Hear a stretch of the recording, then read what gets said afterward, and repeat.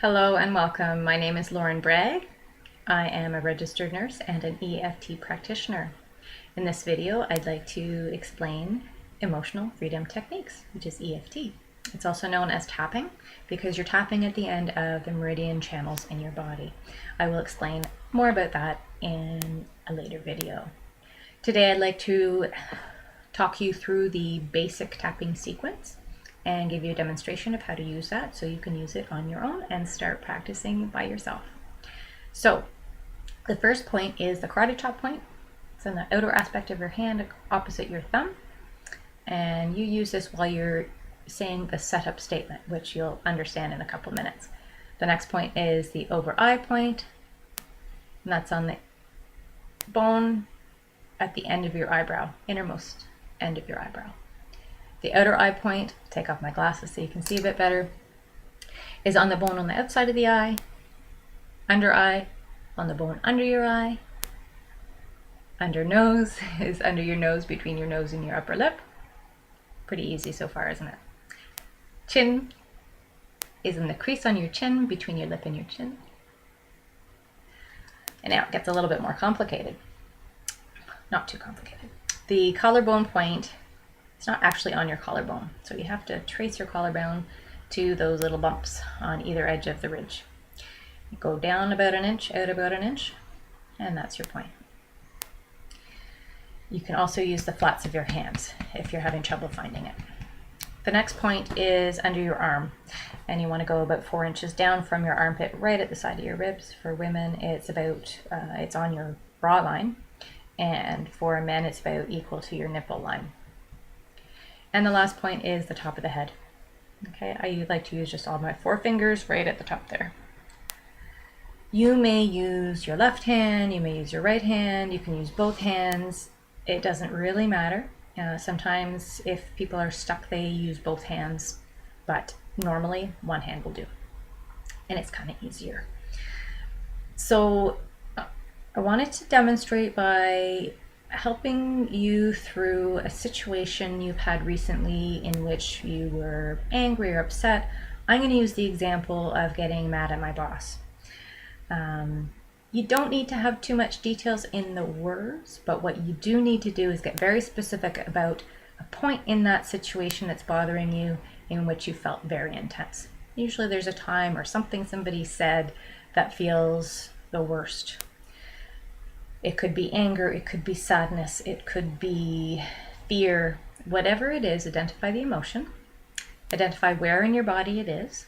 Some people feel it in their gut or their chest, sometimes in your throat, sometimes in weird parts of your body that don't even make sense, like your knee or your shoulder, your neck. And focus on that situation. You can close your eyes or keep your eyes open, but you want to visualize it. You want to think about the sounds that were happening at the time. You want to remember any smells or tastes if you were eating, and the feeling sensation as we spoke about. So once you have that together, we start off with the setup statement, which really tunes us into that situation. So you start off with the first point saying, even though I was really mad at my boss. So even though this happened. Second part is, I love and accept myself anyway. Some people say, I deeply and completely love and accept myself, or I completely love and accept myself.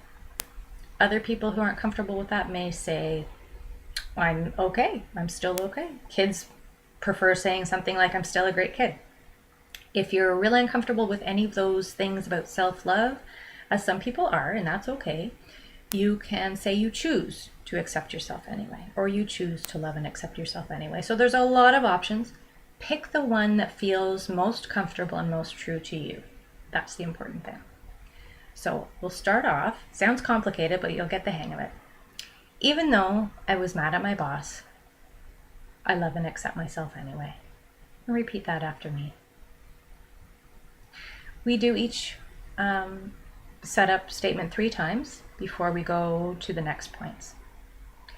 Even though I was mad at my boss, I love and accept myself anyway. Even though I was mad at my boss, I love and accept myself anyway. So the top of the eye. I was mad at my boss. Outer eye. I was so mad at my boss. Under eye. I was mad at my boss. Sometimes saying things with emotion really helps release. I was so mad at my boss. And sometimes using a little bit of swear words, which I won't do right now. Just whatever you feel like, let it out. I was full of rage, so mad at my boss. I was so mad. So mad at my boss. I was so mad at my boss. And take a big breath and let it go. Now, one thing I forgot to say at the start, bad me, is to rate yourself on a scale of 0 to 10 before you start tapping, but how intense you feel about the situation. So, for example, if I came home and I was really mad at my boss, I might be at an 8 or 9 out of 10. After tapping, hopefully I'll make it down to a 5 out of 10. Maybe I'll need to do a couple more sequences, and sometimes you need to use different words and really focus on different aspects, as we call it, of the situation. So the feeling mad is one aspect, maybe the sensation in your body, like that tighten in my chest, the tightening, you can tap on that itself.